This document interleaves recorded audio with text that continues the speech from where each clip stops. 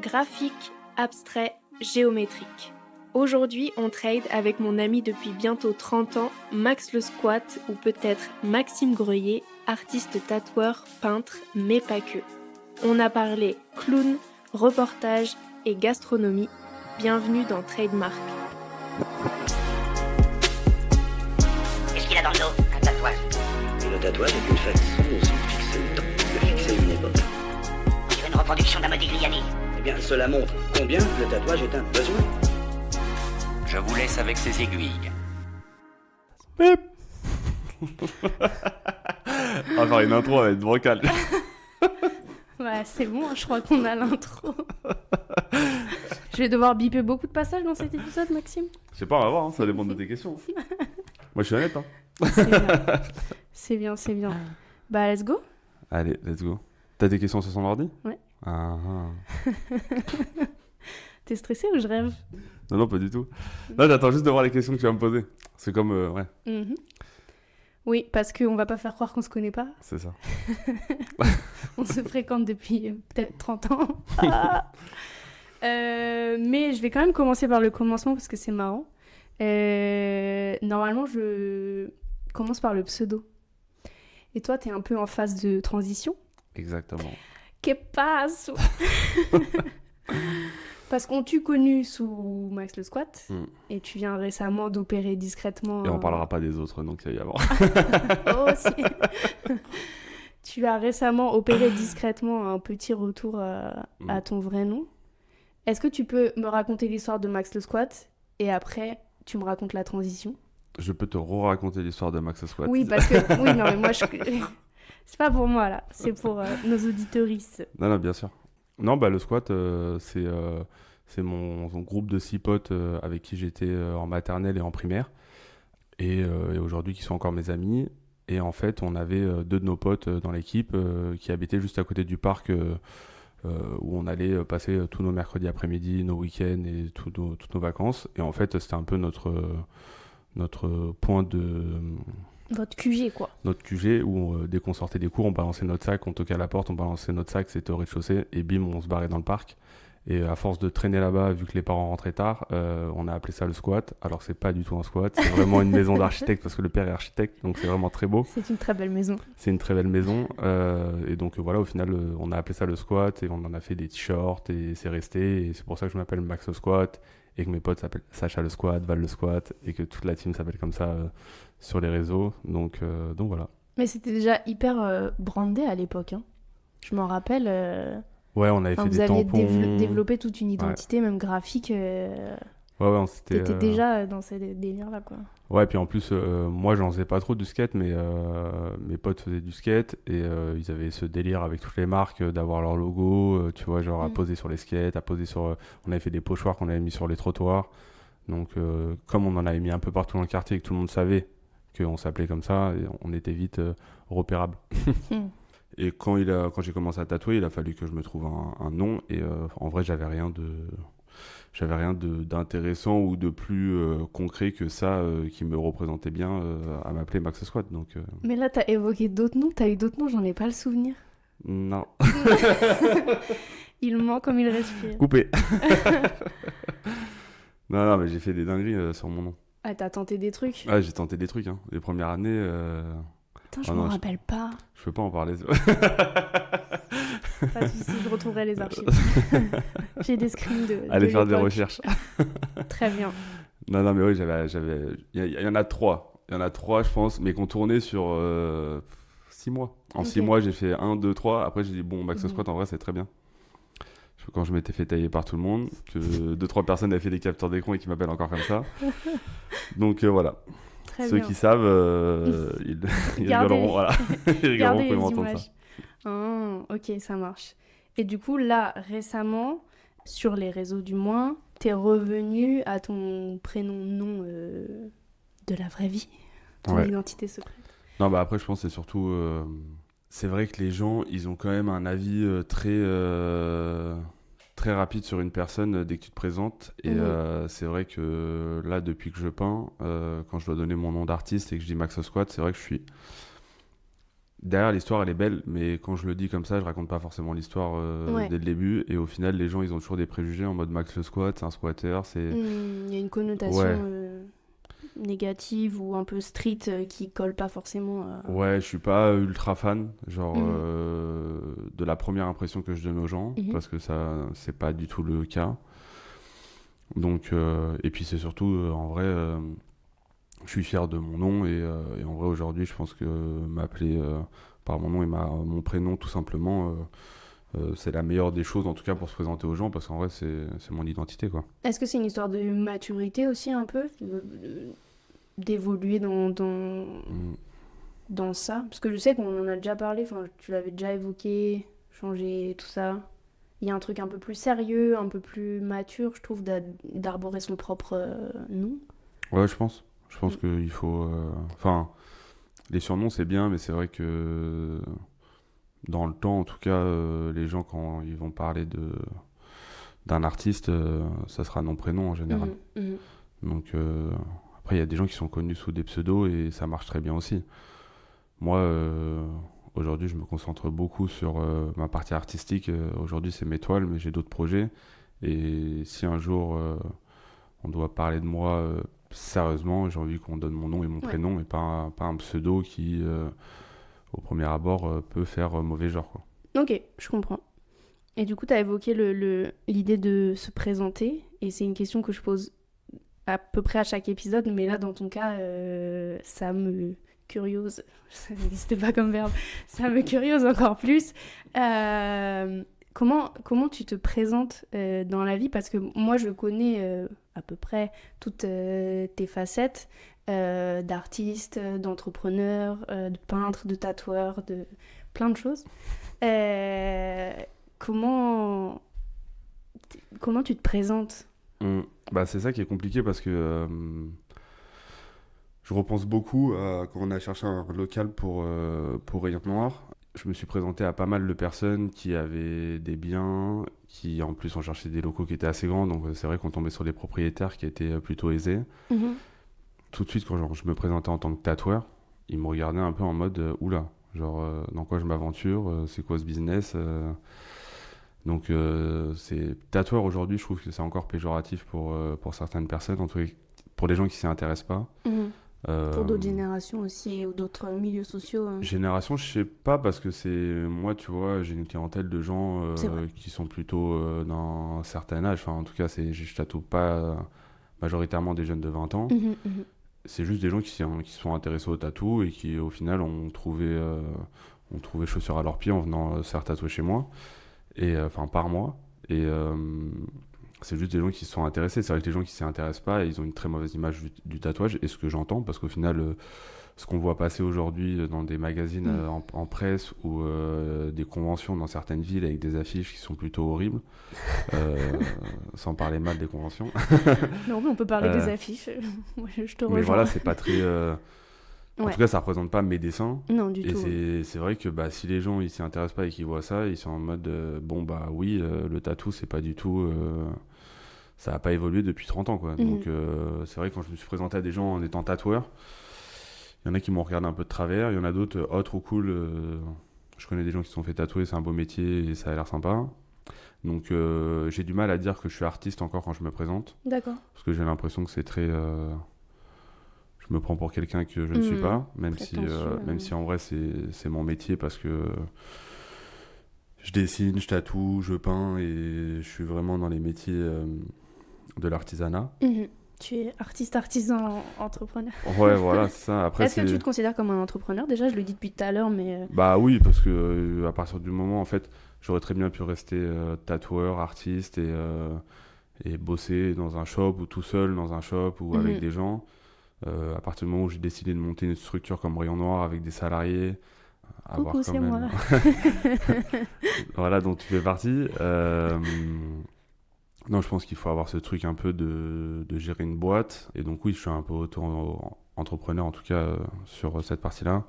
Et puis oui, j'aime bien monter des business, enfin, tu le sais. Ouais. J'ai monté Line-Up, ça va faire 10 ans là cet été aussi, avec mon meilleur pote et mon petit frère. Donc voilà, j'ai toujours eu ce truc de vouloir monter des des affaires parce que je suis passionné par quelque chose et que moi déjà je suis passionné par plein de choses, je suis collectionneur de plein de choses. Donc tout de suite quand je fais un truc je vais le faire à fond et donc Oui. je sais pas le faire à moitié. Donc si on fait un studio, on fait un grand studio et je veux que ce soit parfait. Voilà, si on fait quelque chose, il faut que ce soit parfait. Donc oui, mais c'est autre chose que dessiner et tatouer tous les jours, quoi. Ouais. On se retrouve des journées, des fois, à gérer des problèmes et gérer des trucs qu'on n'a pas forcément envie de faire parce qu'au final, c'est une boîte et on a aussi des contraintes qui, des fois, peuvent prendre du temps. Ouais. C'est vrai que de tous les tatoueurs que je fréquente ou que j'ai reçus ici, il me semble que Après, c'est peut-être des trucs qu'on n'a pas évoqués aussi, qui sont parfois un peu privés, mais j'ai le sentiment que tu te distingues par ton ambition. Et vraiment la portée, je dis pas que les autres gens sont pas ambitieux, mais je veux dire la portée, à quel point tu vois loin et tentaculaire un petit peu, tu vois, de toucher à tout, mais comme tu l'as dit, pas juste toucher, faire et faire bien et faire parfait, faire nouveau aussi, et un truc vachement novateur, on en parlera par rapport au studio aussi, tu vois. Est-ce que tu mets Est-ce que c'est un truc genre t'as une route dans ta tête? Est-ce que c'est clair? Est-ce que tu mets des mots sur ton ambition? Ouais, je pense que je mets des mots dessus, surtout la Ou des vision chiffres. principale. Non, c'est même pas des chiffres. La vision, mon seul but dans tout ça, dans tout ce que je fais par rapport au tatou et autour, c'est vraiment juste marquer l'histoire du tatou. Je pense que j'ai commencé à 18 ans et je pense que je vais faire partie de l'histoire du tatou sur une certaine période. Et j'ai envie de faire les choses correctement et de faire avancer le tatou dans le bon sens. Comme pour Rayon Noir, quand on disait que voilà, on voulait un grand studio et surtout changer toute une ADN, avoir un truc ultra moderne, c'était vraiment pour que les gens, quand ils viennent faire leur premier tatou, ils arrivent dans un lieu en mode waouh, ça ressemble à ça, les tatous, en 2020. Ou ceux qui en ont déjà, parce que je l'entends Ouais. beaucoup au studio, qui arrivent et qui disent ça ne ressemble à aucun autre studio que j'ai fréquenté, dans le bon sens Clairement. du terme. Ouais. Non, mais c'est clair que les gens, tu vois, quand ils arrivent au studio, ils sont surpris d'arriver dans un lieu aussi grand, déjà. Ouais. Déjà dans un lieu aussi grand, aussi neutre. On est plus dans un truc un peu clinique, limite cabinet d'archi. On est à côté du Faubourg Saint-Antoine. Et il y a beaucoup d'archis dans le quartier, beaucoup de designers, parce que dans toutes les petites cours, il y a des ateliers. Et il y en a beaucoup qui sont passés au studio en pensant que c'était un nouvel atelier. Et au final, ils se sont retrouvés dans un studio de tatou. Ouais. Donc ils ont été assez surpris. Donc ouais, non, ça fait partie d'embellir le tatou et même de pouvoir dire un jour je suis tatoueur et fier d'être tatoueur, tu vois.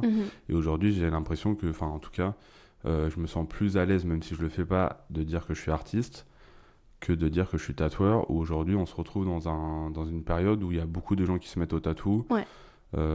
qui font ça un peu n'importe comment dans des appartements, et au final qui cassent un peu l'image de tout ce qu'on essaye de faire quand nous, des tatoueurs, montons des studios avec une ADN, avec tous les problèmes qui vont avec, c'est-à-dire payer des charges, payer des salariés, gestion. toute la gestion qui va avec. Et qu'à côté, on a des mecs qui tatouent à l'arrache chez eux, sans forcément avoir l'hygiène qu'il faut aussi. Autant vont dire qu'ils déclarent rien du tout aussi. Donc je comprends que prendre 100 balles chez soi, c'est de l'argent, surtout quand on ne le déclare pas. Donc je comprends qu'il y ait plein de gens qui ont envie de se lancer là-dedans. Mais il ne faut pas oublier qu'on touche à la peau et que c'est pas rien. Donc on a l'impression qu'il n'y a pas de gens qui tombent malades ou qui ont des infections sur les tatous, mais ça arrive, et quand ça arrive, c'est grave. Donc c'est pour ça que nous, avoir un studio clinique, c'est rassurant pour nos clients, et que je fais tout pour embellir la profession. Et là, c'est vrai que depuis quelques temps, depuis le Covid en vrai, Ouais. et l'avancée aussi du matériel, Grave. genre qui a vachement évolué et qui permet aujourd'hui de pouvoir tatouer très Soit rapidement, très accessible. ouais, Ouais. de pouvoir juste clipser une aiguille sur une machine qui est linéaire et qui tatoue parfaitement. Bah en vrai, oui, c'est beaucoup plus simple pour tatouer quelqu'un. Mais au-delà des questions d'hygiène, si par exemple on considère que ceux qui, même chez eux, tatouent proprement, tu penses pas que, c'est une vraie question, tu penses pas que les deux visions peuvent cohabiter? C'est compliqué. C'est compliqué de dire en fait, à partir d'un certain standing pour un artiste, qui se dit artiste, c'est compliqué d'accueillir un client chez toi, là où tu dors. Surtout qu'on est à Paris, donc les gens, on a rarement des lofts. Donc tu arrives dans un tout petit appartement, potentiellement le canapé ou ton lit il est juste à côté de là où tu vas tatouer. Compliqué de dire au mec, tu me files 1000 balles pour le tatou que je t'ai fait à côté de mon canapé, à côté de ma cafetière et à côté de ma plante et mon chat qui saute partout. Donc tu vois, je pense que dans un premier temps ça peut marcher. Tu vois, genre t'as envie de te lancer dans le tatou. C'est vrai qu'aujourd'hui en plus l'État fait pas grand chose pour les tatoueurs, donc il n'y a pas de formation, il n'y a pas de contrat, il n'y a pas tout ça. Donc en fait, c'est un peu compliqué quand tu as envie de te lancer dans le tatou, de te dire par où je vais. Genre, il n'y a pas d'école. Si tu vas à Pôle emploi, autant te dire qu'ils vont te regarder de travers. Comme moi, ça m'est arrivé à 18 ans et qui m'ont dit on vous rappelle dès qu'on vous a trouvé quelque chose et qui m'ont jamais rappelé parce qu'ils n'allaient rien trouver pour moi. Plan. Donc voilà. Donc je comprends le fait de commencer chez soi si on ne trouve pas un apprentissage dans un shop. Mais très vite, je pense qu'il faut basculer dans un studio. En termes d'accueil pour tes clients, un, c'est rassurant pour eux. Deux, toi, en tant qu'artiste, tu te sens beaucoup plus à l'aise dans un shop où tu peux les accueillir et c'est pas ton lieu où tu dors, tu vois, c'est un lieu de travail. Il faut arriver à faire la distinction entre un lieu de travail et le lieu où tu vis. Pour moi, c'est deux choses différentes. Donc, ça dépanne, c'est très bien pour le début. Après, il faut arriver à un truc un peu plus sérieux, en tout cas si tu veux en faire ton métier. Ouais, je vois.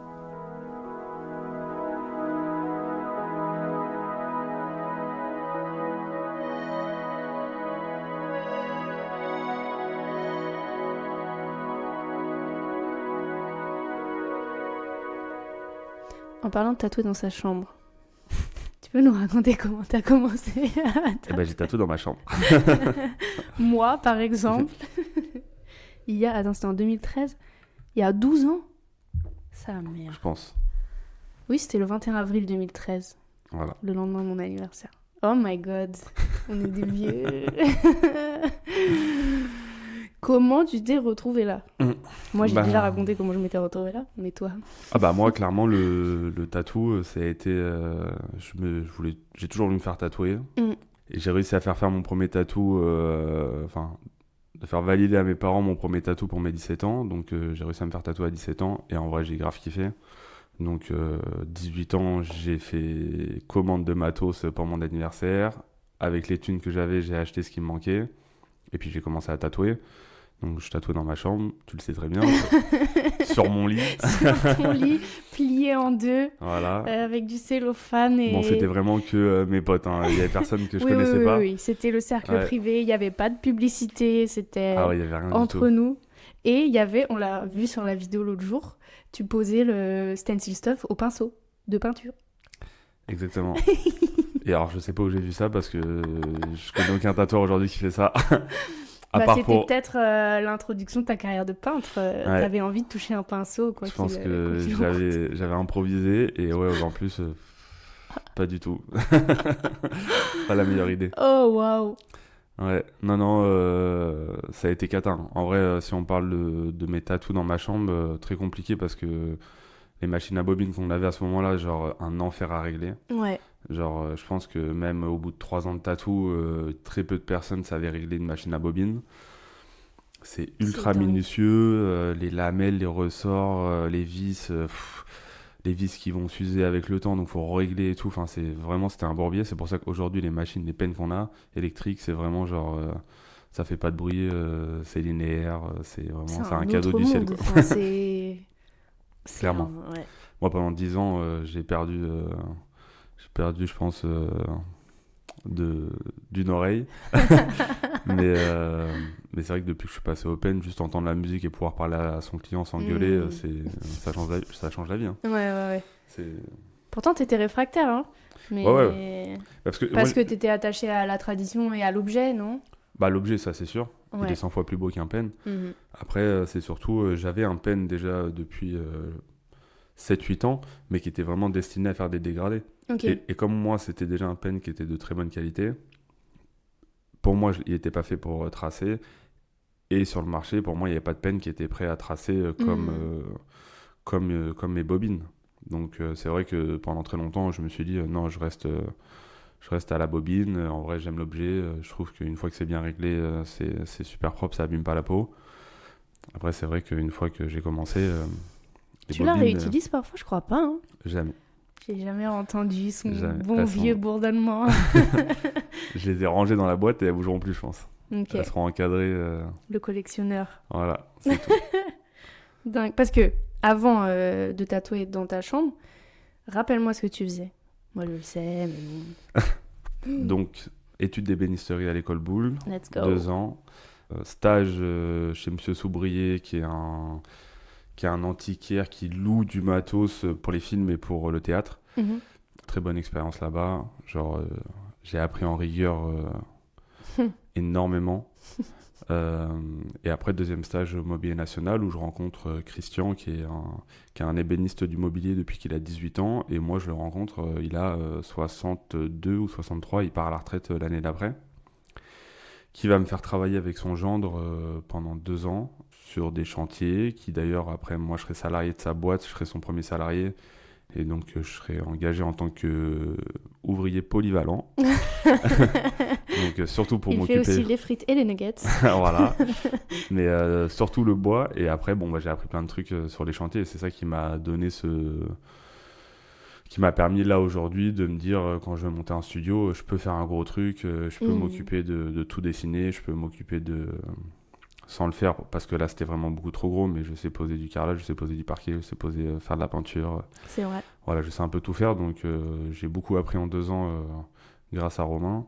Et en vrai, c'était très cool. J'en garde une très bonne expérience. Le seul truc, c'est le dessin, quoi. Mhm. Genre, je ne dessinais plus du tout. J'allais bosser, je bossais avec mes mains et ça me plaisait, mais il n'y avait plus du tout de dessin. Donc, quand je suis arrivé chez le tatoueur à 17 ans et j'ai vu des dessins partout sur sa table, et j'étais en mode, ouais, trop stylé, il fait des commandes pour des clients. Je me suis dit, mais en vrai, je vais faire ça le week-end pour compenser le manque de dessin que je faisais plus la semaine. Et au final, je pense que 6 mois après, je me suis retrouvé en mode, bah en vrai j'ai envie d'arrêter et j'ai envie de faire que ça. Donc je me suis retrouvé à 18 ans et demi, je crois. J'avais le droit au chômage parce que j'avais Ouais. assez travaillé avant. J'étais en CDI à l'âge de 17 ans. Et donc je me suis retrouvé chez moi pendant presque 1 an à tatouer, dessiner, essayer de chercher un apprentissage. Mhm. Donc voilà, ça a été très long. Enfin, en même temps, c'est pas long, mais quand on est chez soi tous les jours, c'est très long. Ouais, ouais. Donc on a l'impression qu'on n'avance pas. Et en plus de ça, je sais même pas si tu t'en rappelles, mais au final c'était tellement long et je pensais pas que j'allais pouvoir en faire un métier de tatouer que je m'inscris à l'école du Louvre Ah, oui, en oui. bijouterie. Oui, c'est vrai. Sauf que je me blesse sur un chantier la semaine d'avant et au final je m'ouvre la main et je peux pas faire l'épreuve manuelle de tordre un fil pour faire le bijou. Donc au final je suis recalé pour l'épreuve manuelle Mhm. et au final tant mieux. Waouh. Et je suis recalé pour l'épreuve manuelle. Au final, en dessin, j'avais une super bonne moyenne, mais ça suffisait pas. Attends, t'imagines, tu serais devenu joaillier. Ouais, On serait pas là. on fait pas Je là du serais tout. pas là. Je serais où, moi? C'est dingue. Ouais, donc cette blessure a fait que, genre, pas d'école et je suis resté chez moi après. Et au final, j'ai trouvé un apprentissage. Je suis rentré dans un studio qui m'a permis de compléter tout ce qui me manquait pour pouvoir tatouer correctement. Mhm. Parce que t'es resté quand même pas mal de temps là-bas. Quoi, 6 ans, un truc comme ça? Ouais, 6-7 ans dans un gros studio à Paris. Mais tu nourrissais déjà... Enfin, à quelle rapidité, enfin, au bout de combien de temps t'as commencé à nourrir le projet d'avoir ton propre truc? C'était tout de suite ou c'était Non, Non? non, du tout. J'ai décidé de monter mon truc quand ça s'est mal passé à la fin. Ok. Donc, Ah, donc c'était par dépit en quelque sorte, c'était pas Clairement. un truc que t'avais en non, du tout. Ok, Ouais, c'est ouais, ouf. non, c'est vraiment par dépit, entre guillemets, ou à la fin... Par défaut, plutôt. Ouais, par défaut, ou à la fin, avec les 2 associés qui bossaient dans l'ancien shop, on s'entendait pas sur la vision future du studio. Moi, j'avais envie de développer pas mal, et eux, peut-être un peu moins. Donc, c'était quand même leur studio, donc j'avais pas le mot final sur tout ça. Et il a fallu que je parte pour pouvoir monter mon studio et faire ce que j'avais envie de faire. Donc, non, j'ai passé 6-7 ans là-bas où, franchement, j'ai appris énormément. J'ai rencontré énormément de personnes. J'ai créé une belle clientèle. On a fait plein d'événements. Ça a été vraiment une très belle période. Juste à la fin, ça n'a pas très bien fini et donc il a fallu que je parte. Donc je suis parti et je suis parti monter mon studio et pareil, enfin, le temps a fait les choses correctement parce que je pars et 2 mois après on est confiné. Ouais. Et à ce moment-là, oui, je vais monter un studio, mais je savais pas quoi exactement. Et ces 2 mois m'ont permis, moi, de me poser et de savoir ce que j'avais envie de faire. Petit studio, grand studio, avec du monde, pas du monde, des résidents, des guests. Est-ce que je veux un atelier pour faire autre chose dedans? Donc toutes ces questions-là, j'ai pu me les poser en fait pendant ce confinement. Et tant mieux, parce qu'au final, j'ai pesé le pour et le contre de ce que j'avais envie de faire. Et aujourd'hui, je suis très content du studio qu'on a et de ce qu'on a réussi à monter tous ensemble. Ça a été très dur sur des moments. Rien que la recherche de local, elle a duré presque 1 an et demi. Et les au final, travaux, on se retrouve à 100 mètres de notre collège. on se retrouve à 100 mètres de notre collège, à 300 mètres de notre maternelle, C'est une dinguerie. à 300 mètres de notre primaire. De la rue où on a grandi tous les deux. Voilà. C'est une dinguerie. Donc Quand t'y penses. à savoir qu'on vivait à 15 mètres l'un de l'autre depuis qu'on est petit. Ouais. Donc oui, non, c'est assez fou. Mais C'est vrai. ça a été intense. Les travaux ont été intenses. C'est vrai qu'on est arrivé dans une période après Covid où ça a été la folie pendant 3-4 mois. Peut-être, allez, on peut dire 1 an. Et puis à un moment donné, trop de tatoueurs sur le marché. Ouais. La génération Covid est arrivée. La génération Je les Covid. appelle comme ça. Ouais, non, mais je pense la génération Covid, on va dire, qui est arrivée, mais c'est surtout aussi problème dans le monde avec la guerre qui est arrivée aussi, où en fait tout le monde se calme. En fait, t'as plus envie. Nous, on a un loisir. Ouais. Quand on vient se faire tatouer, c'est pour passer un bon On est moment. presque du luxe. On est presque c'est du un- luxe c'est à un un luxe certain de niveau, en souffrir, tout cas, oui, ça c'est sûr.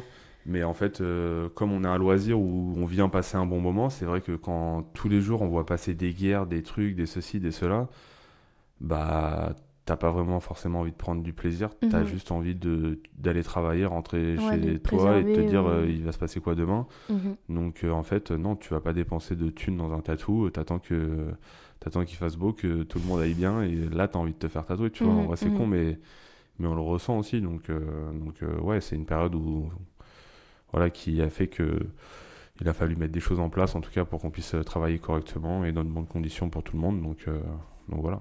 Pas en tout cas comme on avait prévu au début, quoi. Non.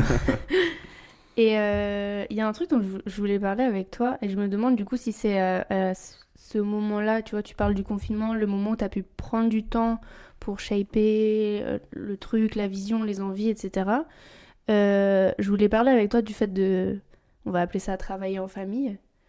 Est-ce que c'est à ce moment-là que tu t'es dit que tu voulais fonctionner comme ça, ou est-ce que t'es clair depuis toujours que tu voulais... Quand je dis travailler en famille, c'est parce que nous, on se connaît depuis longtemps. Yelena, avec qui on travaille, tu la connais aussi depuis très longtemps. À part les nouveaux résidents, on est tous des acquaintances, tu vois, des connaissances de plus ou moins longue date. Ce qui a énormément d'avantages, quelques inconvénients, on peut en parler, mais c'est une volonté ou c'est juste une évidence pour toi?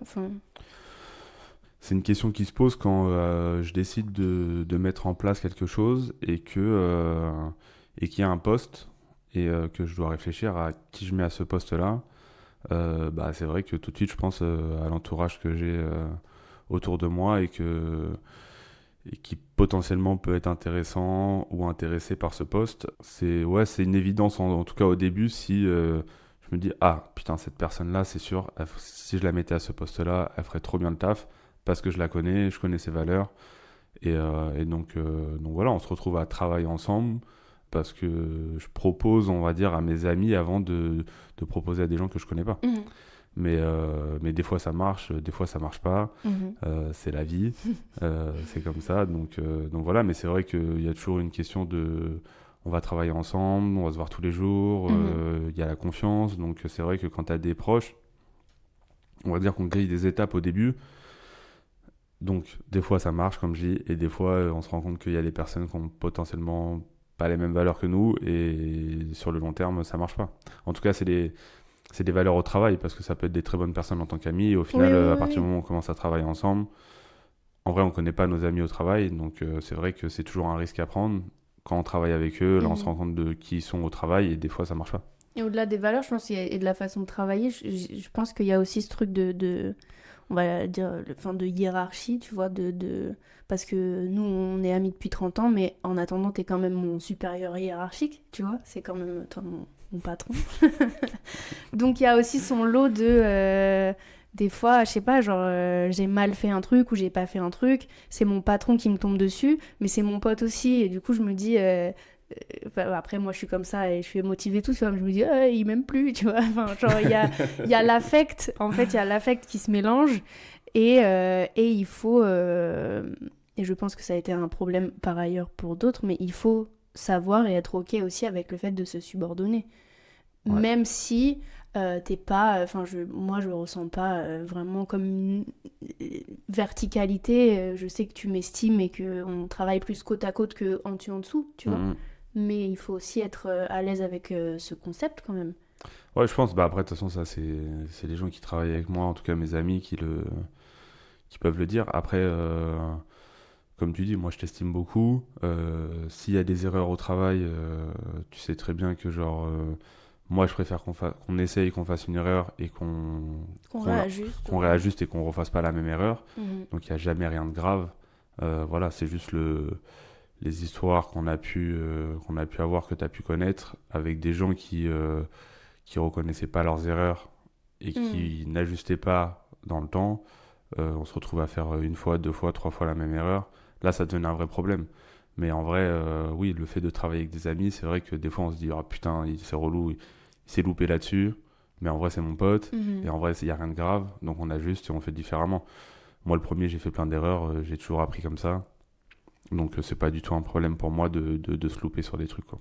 Et aussi dans l'autre sens, je sais que ça m'arrive de me dire j'ai fait de la merde, c'est grave, parce que pour moi tout est grave, c'est grave, mais genre Max il dit que c'est pas grave, est-ce qu'il dit que c'est pas grave parce que je suis sa pote? Genre est-ce que si on n'était pas potes, il m'aurait déjà lourdé? Après, ça, peut-être, je vais pas dire non. Aïe. Non, en vrai je sais pas, non, parce qu'en vrai il n'y a pas de grosses erreurs. Je profite pas du micro pour régler des trucs, hein, mais je réfléchis à voix haute et je fais mon petit... Parce que c'est ma thérapie, ce podcast. Je fais mon analyse, après c'est moi, je pense beaucoup, je prends tout très à cœur et tout, tu vois, mais c'est vrai qu'il y a... C'est tout mélangé. C'est ce que moi, je relève comme les seuls points négatifs, c'est que parfois, je suis perdue affectivement. Ouais. Mais sinon, il y a un confort de fou. Et une base de confiance et de facilité à dire les choses qui est quand même que tu trouves pas si tu bosses avec oui, bien sûr, parce que déjà lambda, moi je vous fais énormément confiance.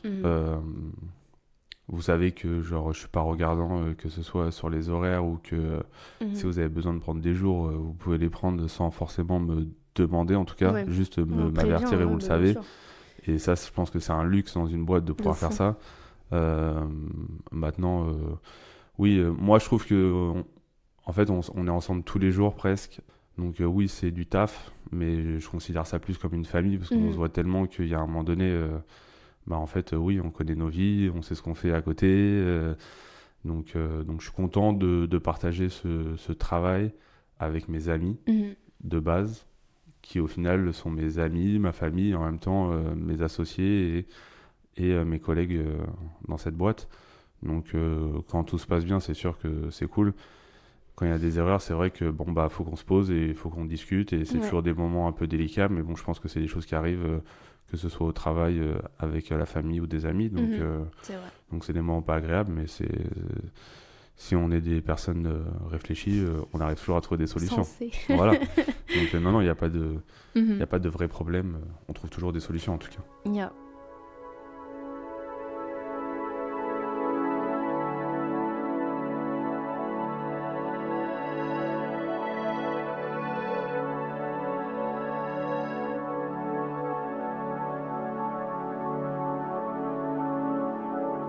On passe à la question la plus difficile.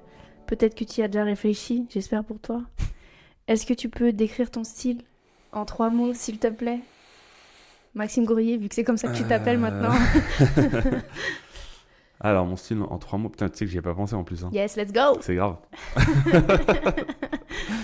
J'ai pas du tout pensé. C'est encore mieux. Je dirais graphique, abstrait, géométrique. Ok. Merci monsieur. Au revoir. sans employer de mots poétiques. Voilà. Ouais, je te connais pas comme quelqu'un de poétique. Hein. On va pas faire semblant. C'est ce que je recherche en tout cas quand même quand je peins. Mm. Et c'est l'émotion en tout cas que j'essaye de donner à mes clients quand je tatoue et je peins. Donc, si, en vrai. Mais on part quand même de motifs voilà, très graphiques, très géométriques et très abstraits pour en arriver là. Parce que en plus, tu fais de l'abstrait, mais moi qui ai déjà assisté beaucoup à des rendez-vous préliminaires avec des clients et tout, en fait, c'est du faux abstrait. Sauf certains projets, mais il y a quand même du figuratif caché. Il y a c'est porteur de sens. C'est pas juste des ronds, des lignes. En fait, de plus en plus, j'essaye de faire disparaître les motifs figuratifs que des clients peuvent m'apporter dans des trucs très abstraits pour que dans le temps, en fait, les gens se lassent pas des motifs. En tout cas, moi, c'est ma perception des choses. Je pense que tout ce qui est figuratif, les peintures qui sont super réalistes et super bien faites, et techniquement, c'est juste incroyable. C'est cool, mais on s'en lasse, je trouve, dans le temps. Donc c'est vrai que j'essaie vraiment de rester dans ce truc où moi, je me sens à l'aise et j'ai l'impression que ça vieillit bien. En tout cas, dans notre tête, ça vieillit bien. Genre en mode... c'est là, aujourd'hui on voit quelque chose, demain on verra autre chose, dans 10 ans on verra encore autre chose, suivant son humeur, on verra aussi des choses peut-être plus sombres et des fois des choses plus joyeuses dans des motifs graphiques. Et c'est pour ça que des fois quand je fais descendre des clients à l'atelier, en regardant mes peintures, qui me disent ah bah là je vois un visage, là je vois ceci, là je vois des planètes, là je vois un œil, là je vois un clown. Et Ah oui, vrai, le clown, tout le monde l'a vu, le clown. voilà, donc c'est très marrant de regarder les gens interpréter une œuvre. Donc j'aime beaucoup en tout cas cette démarche. Ça permet aussi d'avoir un truc pas figé parce que chacun en fait son interprétation. Et puis c'est vrai que sur le corps, ça permet aussi de s'adapter aux formes. Et moi en tout cas, bon après c'est vrai que je suis assez restreint, je m'étale un peu là sur le tatou, mais c'est vrai que moi je suis assez restreint en emplacement parce qu'avec des tracés droits et des cercles, il y a plein d'endroits sur le corps où tout de suite c'est pas l'idéal en tout cas pour que visuellement ce soit joli. Donc c'est toujours assez délicat en tout cas de placer des motifs graphiques plus que certains motifs figuratifs qu'on peut balader un peu partout sur le corps. Est-ce que tu caches des trucs dans tes compos, toi? Entre nous. Oula. Juste nous.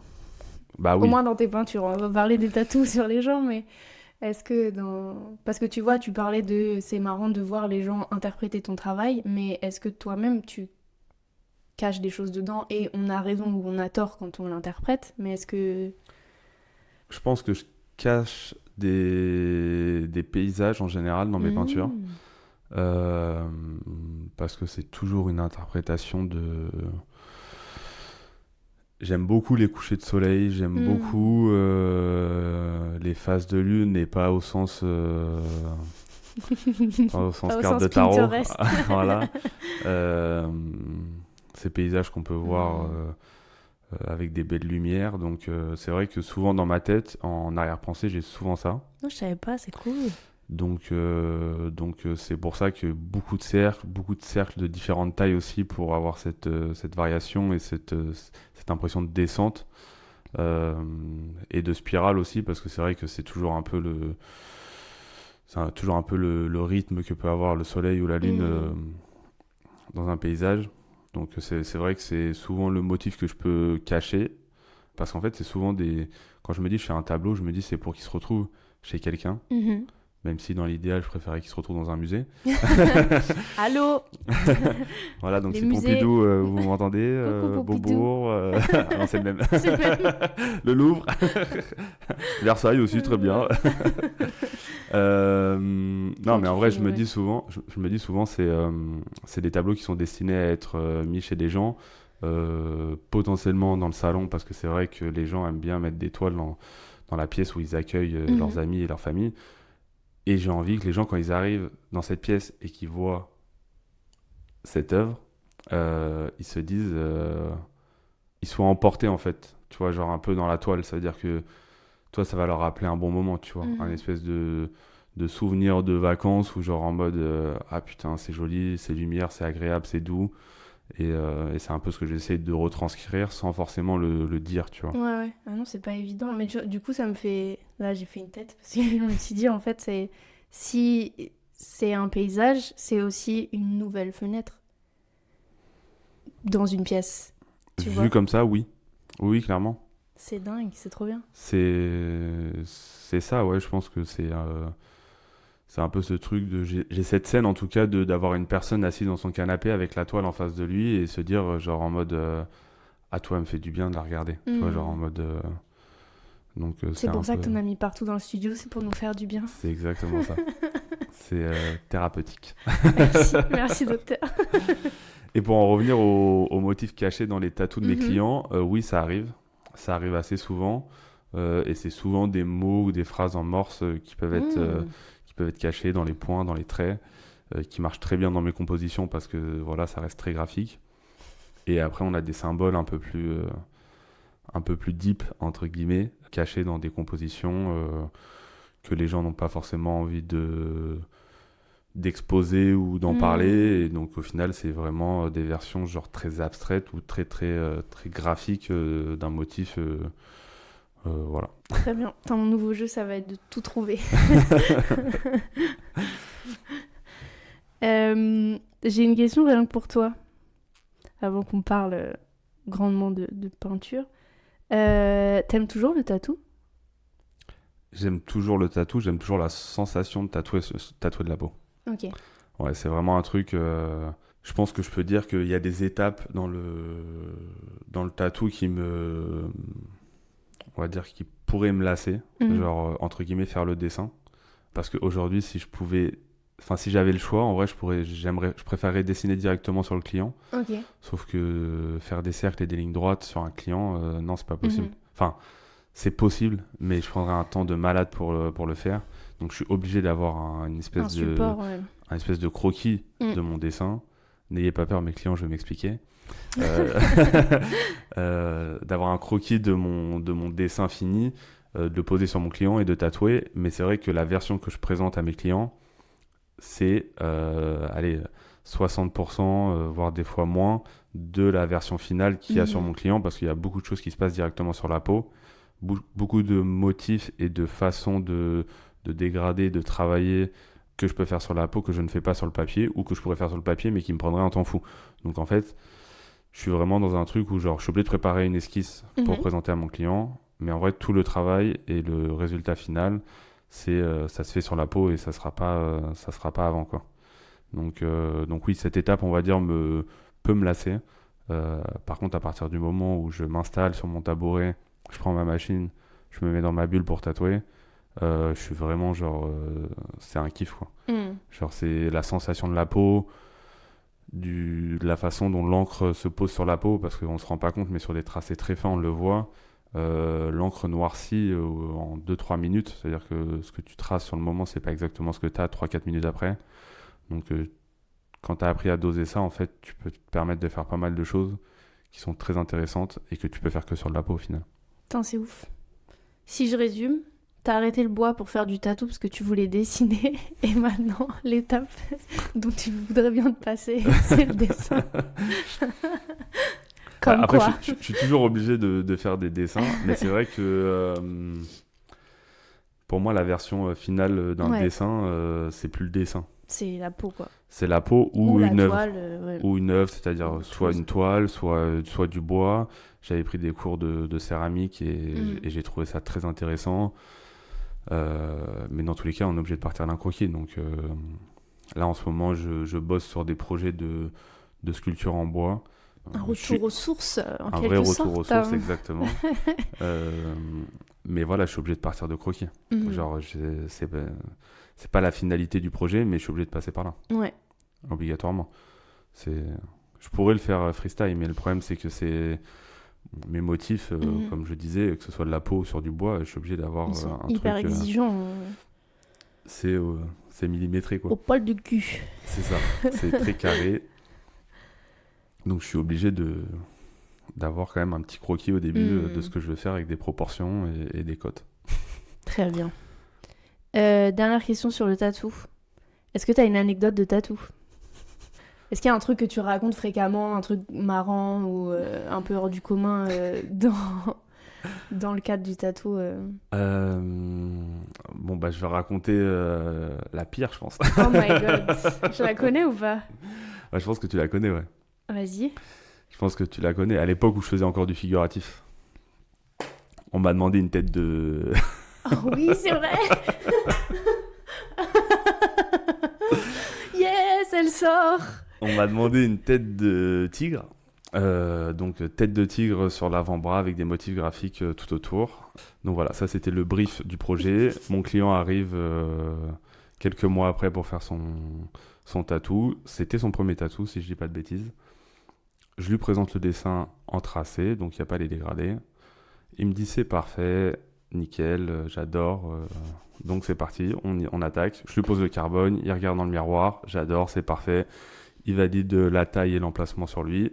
On commence le tatou et j'attaque j'attaque la gueule de la bête que j'étais en train de faire. Et là je bug, je me dis attends, il y a un problème.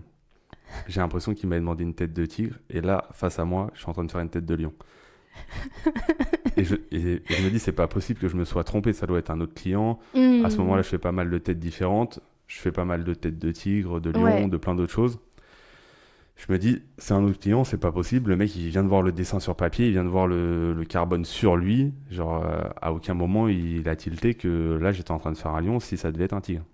Mais j'ai un doute, genre vraiment, et je continue de tatouer, mais j'ai un doute, et je me dis putain, c'est pas possible. Là, je vais attaquer, je vais attaquer la gueule. Et le mec, je lui dis attends, faut que je fasse une pause, je vais boire un coup, je reviens. Je vais chercher la fiche du mec, et là, je vois une tête de tigre. Je fais oh putain. Et donc là, je me dis putain, là, c'est la merde. J'ai attaqué la gueule du lion, il m'a demandé un tigre.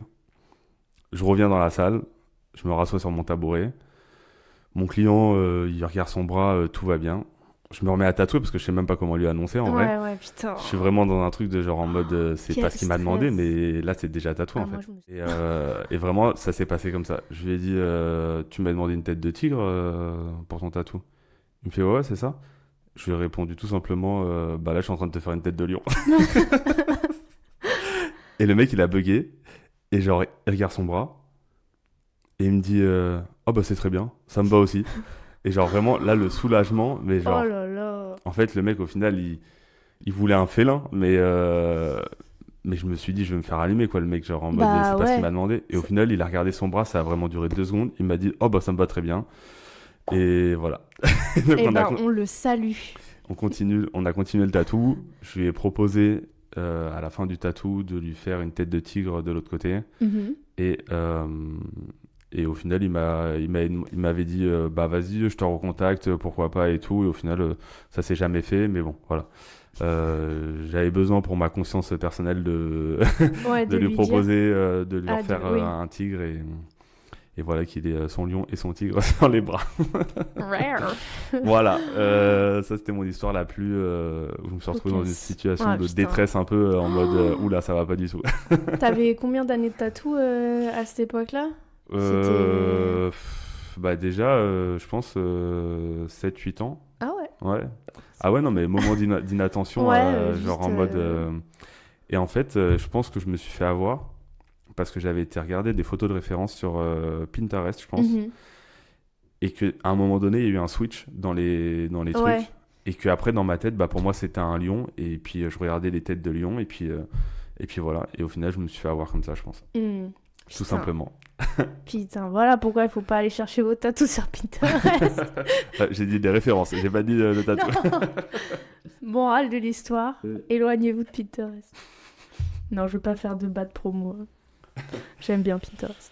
Non c'est bien, ça a du bon et du mauvais comme Ouais, mais c'est tellement dans le tatou. Oui, Il y a beaucoup d'abus il y a beaucoup d'abus, oui. de cette plateforme, donc ouais. Après il y a beaucoup d'abus parce qu'il y a beaucoup d'IA aussi sur Pinterest et donc il y a des dessins qui ont même pas été tatoués, c'est même pas des copies de tatous, c'est juste C'est des faux. c'est juste des tatoueurs qui vont prendre j'allais dire des inspirations, mais c'est même plus des inspirations, c'est prendre des flashs complets qui vont tatouer Copier-coller, directement sur des gens. Maintenant, si les clients sont contents, j'ai envie de leur dire tant S'ils mieux. sont au courant déjà. S'ils sont au courant, mais ça, je pense pas. Mais s'ils sont contents de leur tatou, tant mieux. Après, c'est juste le jour où ils vont tomber sur Pinterest et qu'ils vont voir leur dessin là, bon, bah, ça risque de le... D'en faire tout drôle. Voilà.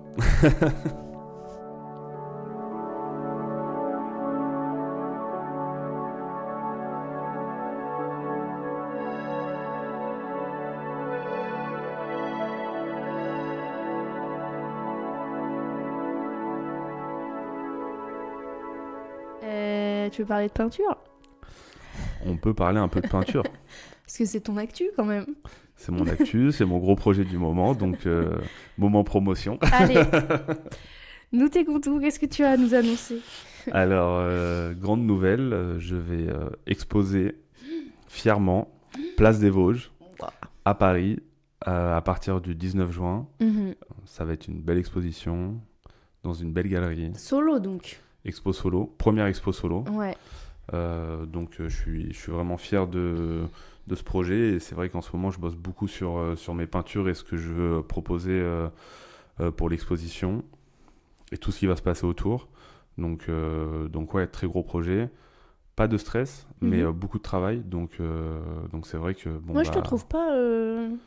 Non, je suis pas stressé parce que c'est ce que je fais tous les jours, mais c'est vrai que j'ai envie de montrer les choses correctement, en tout cas dans cette galerie, qu'il y ait genre une histoire à raconter, enfin en tout cas, il y a une histoire à raconter, mais que ce soit bien raconté, que les gens comprennent pourquoi je fais ça. Donc voilà, c'est beaucoup de travail en ce moment, donc voilà, mais c'est un très beau projet et c'est vrai que pour moi c'est une fierté de pouvoir annoncer à mes amis et ma famille dans un premier temps, après mes clients, que je vais exposer Place des Vosges. C'est une place qui est reconnue quand même pour des artistes. Donc oui, ça fait plaisir. Tu peux nous raconter comment ça s'est fait ou pas? Bah, c'est des... Comment dire? C'est des connaissances d'amis qui travaillent dans une maison d'enchères dans le 11e, qui sont commissaires-priseurs, que j'ai rencontrés, avec qui on a discuté longuement de peinture, d'art en général, et qui sont venus découvrir le studio et mes peintures après, par la suite, à l'atelier. Et en est venue la discussion de pourquoi pas exposer mes œuvres, sachant que ça va être la première fois qu'ils exposent un artiste avec du neuf, entre guillemets. D'accord. Parce qu'à la base, c'est une galerie qui expose des artistes... Des archives ou des... Des archives ou surtout des tableaux qui ont été vendus, revendus, qui sont passés de main en main. Ouais, des collections, quoi. Voilà, c'est des collections. En général, voilà, c'est des gens qui récupèrent à gauche, à droite des œuvres pour réunir et faire une exposition sur un artiste. Waouh. Donc oui, non, c'est important pour moi. Pour eux, c'est aussi une première, donc c'est cool. C'est très cool. Dingue. Ouais. Non, je suis content de... C'est un beau projet. Il y aura un vernissage. Il y aura la teuf. Il y aura un gros vernissage où tout le monde est invité. Donc, c'est pour ça que je pose la question. Voilà, donc le 19 juin, les horaires et toutes les informations importantes pour l'adresse et tout seront à retrouver sur mon Insta, sur le site, dans notre newsletter, partout. Aussi, donc voilà. Mais oui, tout le monde est invité au vernissage. Et puis après, pour ceux qui n'auront pas le temps ou l'occasion de venir, il restera tout le mois, enfin ça restera exposé tout le mois dans cette galerie. Trop bien. Donc, voilà. C'est ouf. Ils ont dit quoi tes parents? Ils ont pleuré? Ta mère elle a pleuré? Non, elle a pas pleuré. Mon père encore moins. Ton père il a dit bah ouais normal. Voilà, donc rien de moins pour mon fils. Ils sont pas très je sais que démonstratifs c'est pas de leurs sentiments et de ce qu'ils ressentent vis-à-vis de mon travail, même s'ils disent qu'ils sont fiers de tout ce que je fais, mais non, il n'y a pas eu de... Je pense que quand ils y seront... Ta grand-mère, elle a dit quoi?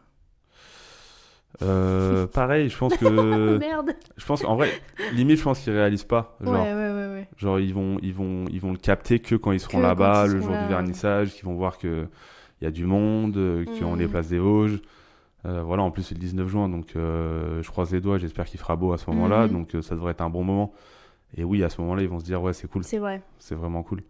Mais oui, pour le moment... de la même façon que les deux vernissages qu'on a fait au studio, moi, je les ai vus les deux fois. Et les deux fois, même si, par exemple, la deuxième fois, t'exposais une seule œuvre qui était en collab, Les 2 fois, je les ai vus et ils m'en ont parlé, ils étaient grave fiers et impressionnés et tout, tu vois. Je capte ce que tu veux dire. Sur le moment, Non, mais je pense qu'ils le disent aux gens, tu vois. saisissent. Oui. Ils vont pas me le dire à Ah, moi, non. mais voilà, surtout si on leur pose la question, ils vont pas dire qu'ils sont pas fiers, mais je pense qu'ils sont plus à l'aise d'en parler à d'autres gens que de me le dire directement.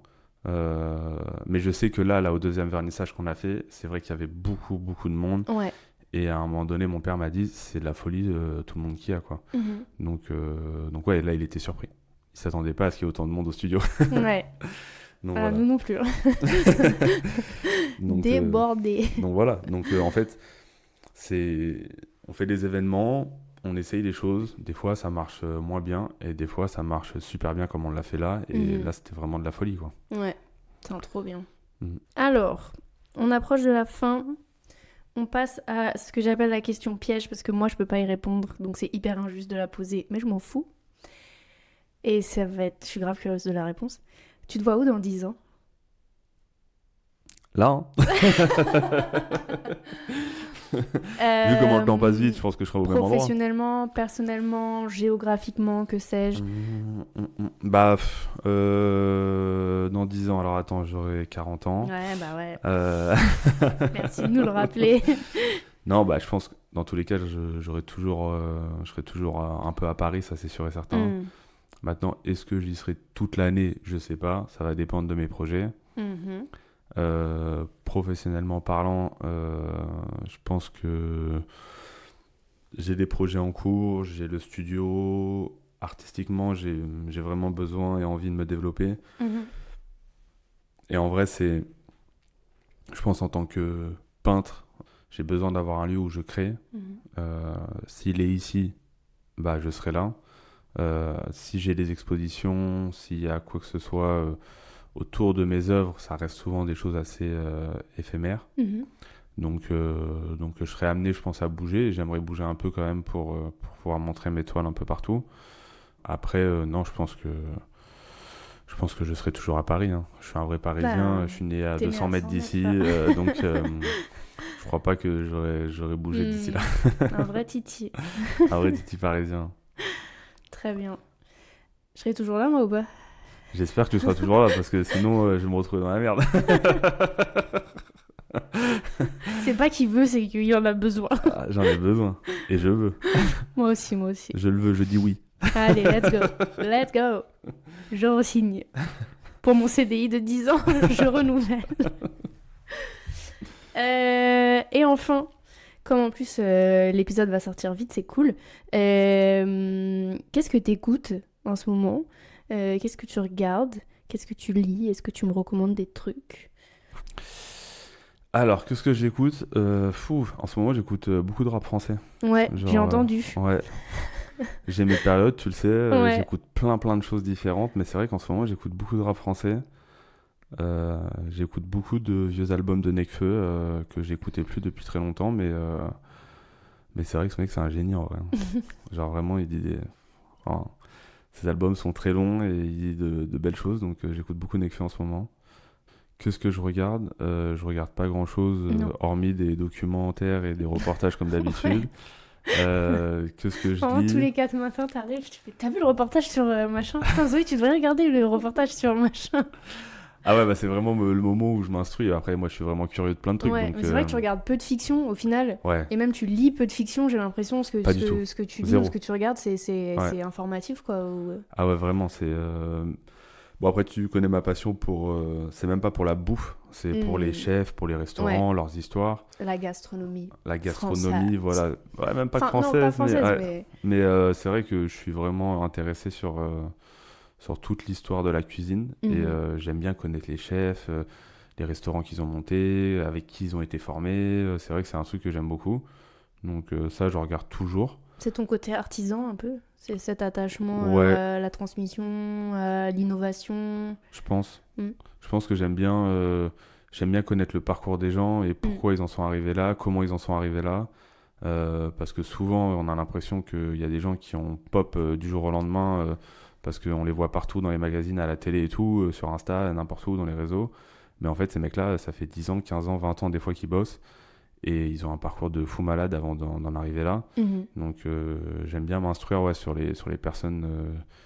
Et c'est vrai que c'est souvent, c'est souvent des gens qui ont un peu le même parcours et où moi-même, je me reconnais souvent dans ces parcours-là, où il y a des moments de taf qui sont intenses, sans savoir où on va vraiment, des moments qui sont très longs, où la créativité n'est pas vraiment là, et des fois, il y a des moments où genre, on est full création, et genre, là, on sort de belles choses aussi.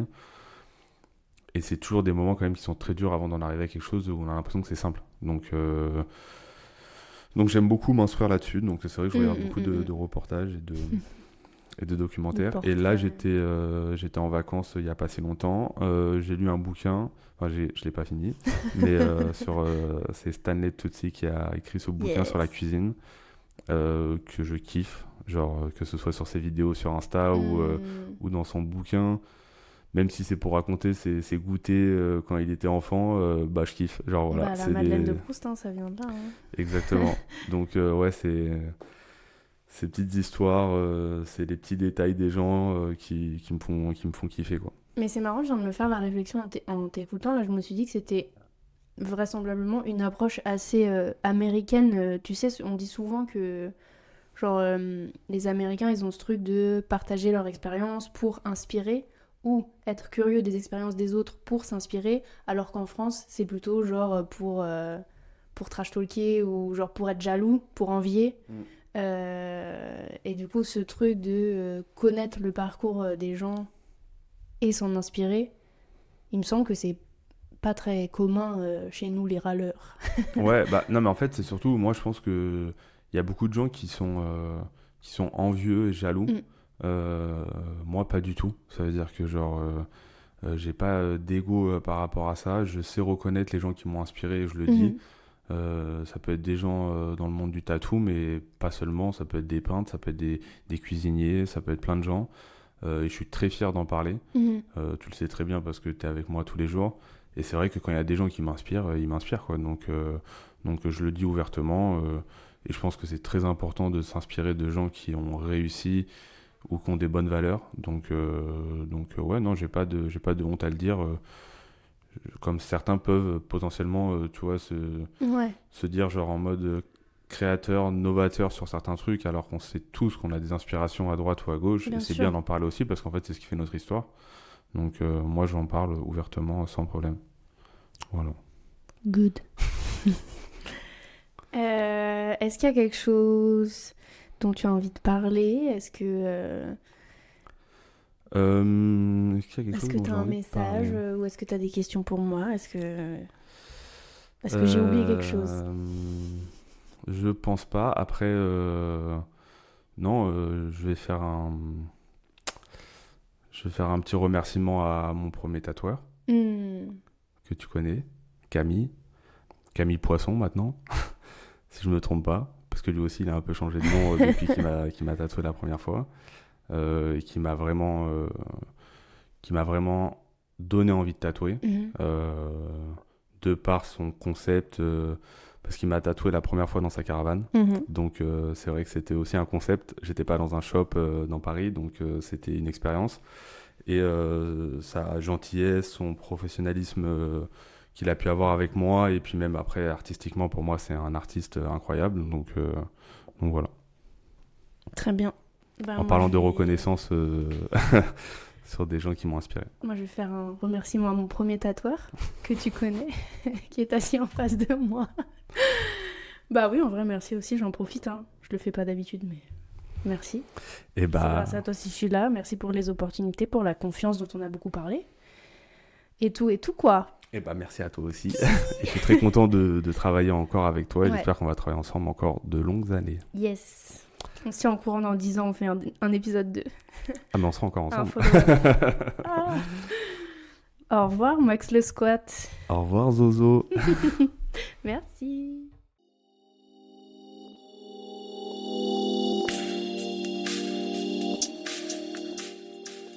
Merci à tous d'avoir écouté cet épisode.